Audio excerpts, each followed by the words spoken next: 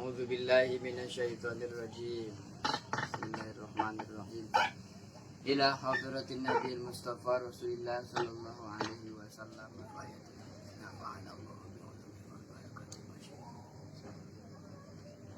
Al-Fatihah. A'udzu billahi minasyaitonir rajim. Alhamdulillahi rabbil alamin. Iyyaka na'budu wa iyyaka nasta'in. Shiratal ladzina an'amta 'alaihim ghairil maghdubi 'alaihim waladdallin.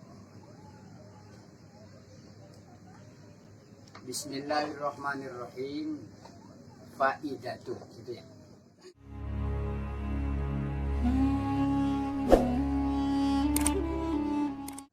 Tentang bab dawamul istighfar kemarin ya.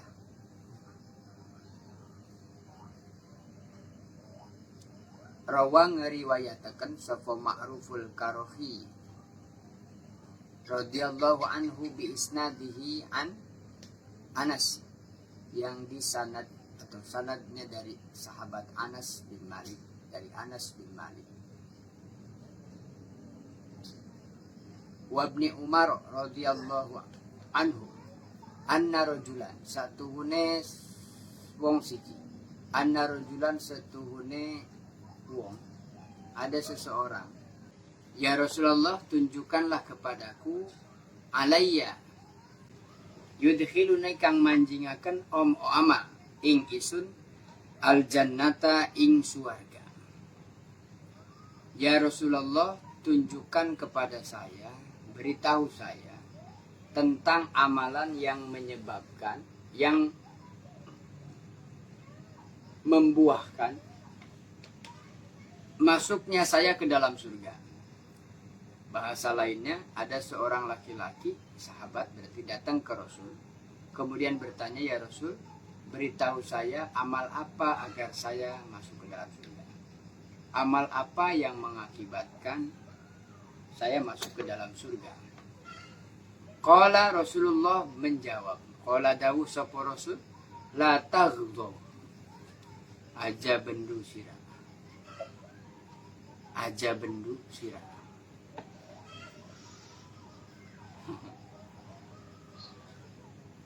Qala kemudian rajul menjawab, itu bukan fa ya, kok titiknya cuma satu ya. Itu apa Bang Malik, fa apa qaf? Fa ya, fa illam, fa illam, maka lamun orang mampu, dalika ing mengkono-mengkono, dalika ing mengkono-mengkono, la taghdab, ya Rasulullah, amal apa yang membuat saya bisa masuk ke dalam surga? Lalu Rasul menjawab, la taghdab, kamu jangan marah. Jadi orang jawab amal, kalau amal kita pikirkan sholat ya, maksudnya puasa, harus puasanya berapa hari, kalau zikirnya berapa banyak, puasanya wiridnya berapa ribu, terus perbuatan sedekahnya harus berapa banyak, bagaimana sedekahnya, bagaimana sholat puasa supaya saya masuk surga. Lalu Rasul menjawab, la taghdab, jangan marah. Padahal marah itu fitrah. Jadi yang tidak boleh apa? Melampiaskan rasa marah, mengekspresikan marah dengan cara berlebihan sehingga berakibat pada kemadorotan, membunuh, menembak, mendolimi orang, memukul, datang menggerebek, menyerang geng dengan geng, kelompok dengan kelompok, bahkan negara dengan negara, bangsa dengan bangsa. Nggak sedikit, itu masalahnya apa? Karena tersinggung yang mengakibatkan marah. Ada kemarahan kemudian diekspresikan, dilampiaskan marahnya. Pasti nggak mungkin orang marah mengekspresikannya dengan yang baik-baik, pasti dengan hawa nafsu. Karena marah itu sendiri adalah bisikan hawa nafsu. Masa kamu begitu nggak tersinggung, kata setan. Terus kita bilang, ya tersinggung, marah tuh. Enggak. Kata setan, masa nggak marah, kamu nggak punya perasaan. Kamu tuh laki-laki, kamu jantan, kamu kan suami. Perempuan itu kan harus taat sama suami. Marah, waktunya marah. Anak itu kan harus dididik, marah. Itu bisikan tuh. Itu teman si teman, tapi kalau itu udah kelewatan, ayolah marah. Itu setan begitu. Nah sementara Rasul cuma perintah ngasih tahu la taghdab. Ada amalan yang bisa membuat kamu masuk surga kata Rasul. Apa ya Rasul? La taghdab. Kamu jangan marah. Jangan marah. Maksudnya tadi melampiaskan kemarahan dengan perbuatan pasti berdasar kepada hawa nafsu. Qala mangka ngucap sapa rajul fa illam atik. Atik itu maksudnya fa illam atku lamun ora mampu sapa isun. Fa illam mangka lamun ora mampu sapa isun dalika ing mengkono-mengkono latatu. Kalau saya nggak bisa ya Rasul gimana? Saya dilarang atau disuruh tidak boleh marah. Saya nggak bisa ya Rasul gimana kalau nggak bisa? Qala dawuh sapa Rasul fastaghfir maka istighfar sira Allah ing Gusti Allah azza wa jalla. Kula yaumin ing dalam setiap dina ba'da salatil asri ing dalam sawisal salat asar sab'ina marratan. Sab'ina 70 apane marratan ambalane. Yaghfiru ngapura laka maring sira.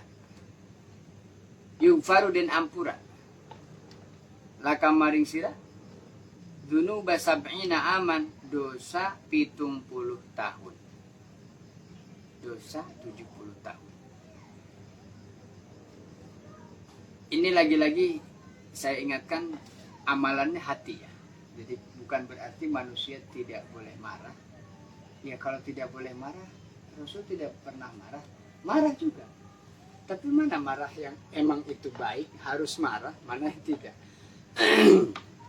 Jangan kemudian kita nggak tahu kapan marah yang sesuai syariat. Jadi ada marah syar'i, ada marah konvensional gitu kira-kira.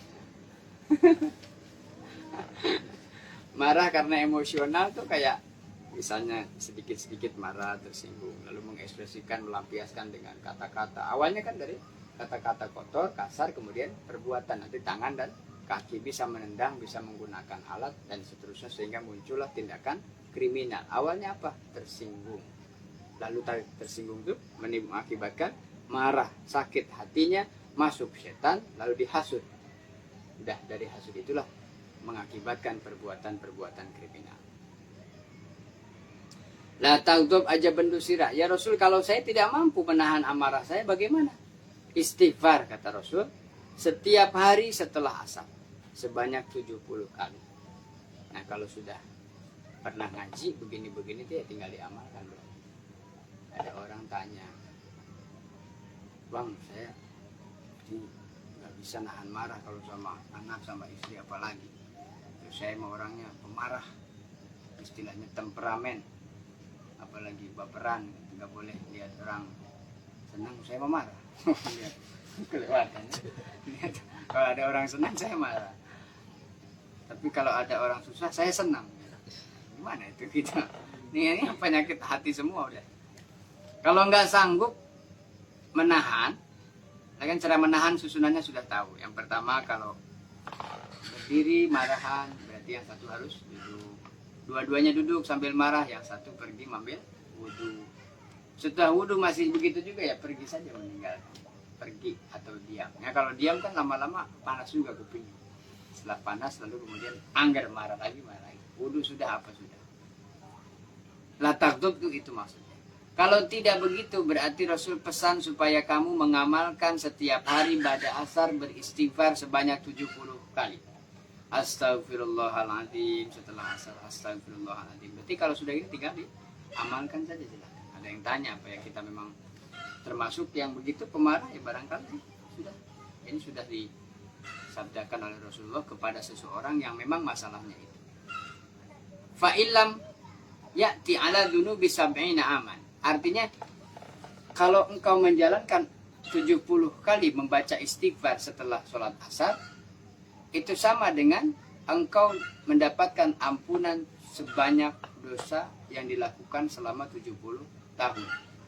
Qala ngucap sapa rajul fa illam ya'ti ala dzunubi sab'ina aman Ya Rasulullah, kalau seandainya saya tidak sampai umur 70 tahun, artinya pahala saya kan, karena istighfar itu 70 kali sehari setelah sholat asar, diampuni dosanya 70 tahun. Ternyata misalnya saya tidak sampai 70 tahun, gimana ya Rasul? Kata Rasul, qala, maka Rasul menjawab, yaghfiru, ngapura sapa Allah, atau yufaru, di ampura. Yaghfiru, ngapura sapa Allah li ummi kamaring ibune sira. Kalau kamu nggak sampai 70 tahun, maka ibumu Allah berikan ampunan. Jadi istighfar itu manfaatnya itu. Qala, maka ngucap sapa rajul, fa in matat ummi walam ya'ti 'alaiha. Fa in matat, maka lamun mati, meninggal wafat sapa ummi ibune isun, walam ya'ti lan ora teka sapa ummi 'alaiha ing atase ummi apa dunubu sab'ina aman, dosa 70 tahun. Ya Rasul, kalau ibu saya juga ternyata meninggal umurnya nggak sampai 70 tahun, gimana? Qala dawu sapa Rasul, yaghfiru, ngapura sapa Allah li aqribika maring kerabat-kerabatmu. Jadi kalau begini tuh harusnya bersyukur ya, kalau ada saudara keluarga yang soleh gitu tuh. Kita punya keluarga terus soleh, ada gitu yang soleh gitu. Anak wa aye wa haji ini nakal, anak bu haji iya nakal, anak ci haji itu bango baong, anak bi Siti begitu, anak bi Junah begitu kan. Itu dulur tuh, saudara tuh. Tapi ada satu budak teh pasantrenan, di pasantren teh ciga nu alim gitu. Alim teh kalau di kita kan bukan alim hanya ilmu ya. Alim teh akhlaknya bager. Saya mah alim gitu. Alim teh berarti ya pendiam gitu termasuknya. Nggak ngomong kecuali perlu. Ada yang soleh, ini Rasul menjamin itu. Awalnya lah taghdub, jangan marah. Fitrah manusia ada pasti perasaan marah, dan Rasul juga pernah marah. Artinya tidak boleh marah. Yang marah itu memang harus marah karena apa? Tujuan syariat, karena Allah marahnya. Ya kalau ada anak nggak mau sholat, nggak mau sekolah, nggak mau belajar, nggak mau ngaji, lalu kita udah biarin, nggak usah marah, biarin aja, karena dilarang marah. Akhirnya kita nggak bisa tuh mendidik anak. Hanya cara marahnya tuh gimana, itu yang jadi persoalan. Cara marah yang benar dalam mendidik anak istri adalah dengan tujuan lita'dib, mendidik. Berarti bukan menganiaya, apalagi mendolimi dengan perbuatan kata-kata kotor dan kasar. Termasuk melakob, ngasih nama ke anak. Dasar apa bahasa lakob itu? Dasar belet, nah belet, tambeng, belet, tambeng, bader, badung, terus tiap hari. Memang kamu mau bocah bader. Itu bader yang tadinya bahannya dari sananya sama Allah sudah dikasih bahan pi bagus dan pi soleh. Sebab bapaknya tiap hari bilang bader, bader, bader. Yang nerat badernya. Tambeng, tambengnya yang nerat. Jadi sebisa mungkin, sesabar mungkin, ada ibu-ibu kalau ngadepin anak marah sampai dibilang sayang, pinter, bager, soleh. Itu maksudnya biar ngimbangin karakternya udah begitu, kita bilang soleh. Artinya anak ini akan berpikir, logikanya nanti sudah dewasa. Saya nakal aja ibu saya bilang soleh, apalagi kalau saya bager, soleh beneran. Jangan udah manakal dibilang tambeng, ya udah manakal tambeng, cocok. Top, berarti sudah cocok. Pariuk ninggang tutup, gitulah pokoknya. Bode pariuk ninggang sangkut. Kekep. Ternyata tidak hanya kita wasilah dengan istighfar, hikmah, fadilah, faidahnya adalah istighfar itu bisa meredakan rasa marah di dalam hati kita. Maka bacalah sebanyak 70 kali setiap hari ba'da asar. Apa efeknya, faidahnya? Engkau akan diampuni seandainya engkau berdosa selama 70 tahun. Lalu orang ini bertanya, kan unik ya, berarti ada orang yang kayak begini kan? Di zaman Rasul ya ada. Ya Rasul, 70 tahun kalau nyampe. Ini kan kira-kira gitu. Kalau saya nggak nyampe gimana? Tapi Rasul kan dalam konteks ini nggak tersinggung, kemudian tidak, ya udah nggak usah lah, gitu. Enggak, tetap jawab. Kalau seandainya tidak nyampe umurmu 70 tahun, maka sisanya itu akan memberikan ampunan kepada ibumu. sama sebanyak 70 tahun. Ibu saya juga nggak nyampe 70 tahun, gimana? Masih nanya. Dan Rasul menjawab, di aqaribika. 70 tahun itu Allah kasih ampunan buat kerabat-kerabatmu. Artinya kakak, adik, bibi, mamang, uwa, kakek, nenek, buyut. Makanya ada dampak daripada amal perbuatan. Itu pentingnya, fungsinya dalam Islam. Kenapa ketika menikah harus dengan nasab yang baik? Ya kalau nggak ada yang solehnya kan satu keluarga siapa yang beristighfar? Udah yang dosanya banyak istighfar enggak? Sekarang nggak ada sama sekali yang baik gitu. Yang sholatnya rajin, yang mau zikir istighfar tuh nggak ada. Berarti ya. Makanya kalau satu keluarga ayahnya senang istighfar, istri senang istighfar, anak juga istighfar. Lalu ulama-ulama dulu mengajarkan hal yang sederhana, yang simpel ketika mau masuk sholat. Karena nanti pujian itu. Astaghfirullah Rabbal Baraya, Astaghfirullah minal khotoya. Terus yang kusur itu, ya Rasulullah. Intinya istighfar nih. Astaghfirullahaladzim alladzi la ilaha illa huwal hayyul qayyum wa atubu ilaihi. Ada lagi, astaghfirullahaladzim li wali walidayya wali sahibil huquqil wajibati alayya wali masyayikhina wali ikhwanina wali jami'il muslimina wal muslimat wal mu'minin. Semua istighfar. Artinya muslim dengan muslim lain itu secara tidak mereka sadari saling mendoakan. Nah kalau sudah saling mendoakan, lalu kenapa saling mencaci? Lalu kenapa saling memaki, saling menjatuhkan, saling benci? Padahal setelah sholat dia istighfar dulu, waktu ketika tahiyat juga dia wassalamu alaina wa ala ibadillahi sholihin. Kita sebut semua orang-orang soleh yang mau sholat, mau sedekah, mau zakat, menjalankan perintah, menjauhi larangan.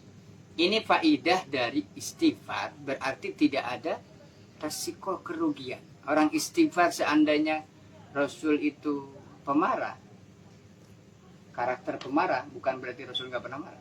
Seandainya Rasulullah itu pemarah, ketika orang ini bertanya, Rasul pasti marah.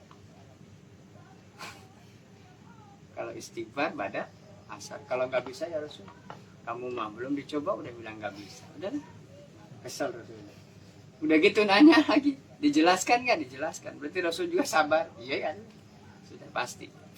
Nah Rasul tidak pemarah. Maka ketika kamu tidak bisa nyampe 70 tahun, istighfar itu akan sampai kepada ibumu, orang tuamu. Jika orang tua, ibu, ayahmu tidak sampai 70 tahun, maka kerabat-kerabatmu yang akrab itu akorib akan terkena dampak dari istighfarmu dan Allah ampuni mereka. Wasilah kamu beristighfar. Kalau setiap orang, setiap muslim, setiap keluarga saling mendoakan kebaikan, saling beristighfar, dampaknya secara langsung maupun tidak saling memintakan ampunan kepada Allah. Ini kan ayat ini berkaitan dengan ayat-ayat Allah bercerita tentang bahwa kita menjadi saksi buat saudara-saudara kita nanti di akhirat.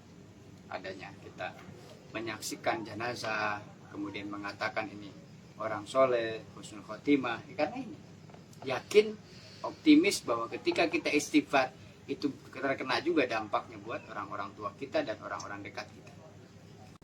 Lalu kepada nazam berikutnya.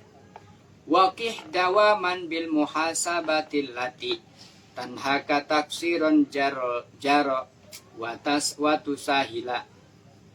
Wakilan ngeraksa sira ai ihfad tegese ngeraksa sira. Wakilan ngeraksa sira dawaman ing langgeng. Dawaman ing langgeng bil muhasabati kelawan muhasabah, ngitung-ngitung, introspeksi. Yang benar itu introspeksi apa introspeksi? Apa interupsi? Apa Interpol? Kita tuh sering, Pak, kita coba harus introspeksi diri gitu ya. Evaluasi itu bahasa populer. Bahasa kitanya mah mawas diri. Kalau mawas diri berarti bukan keluar tapi ke dalam. Maka muhasabah ini juga bagian daripada amalannya para wali-wali. Para kekasih Allah pasti melakukan muhasabah. Wakih ngeraksa sira dawaman halan langgeng ing dawam kelawan langgengaken bil muhasabati kelawan muhasabah, ngitung-ngitung mawas diri. allati tanhaka kang bakal nyegah ing sira. Muhasabah tanhaka kang menjadikan engkau terhindar, nyegah ing sira. Taksiron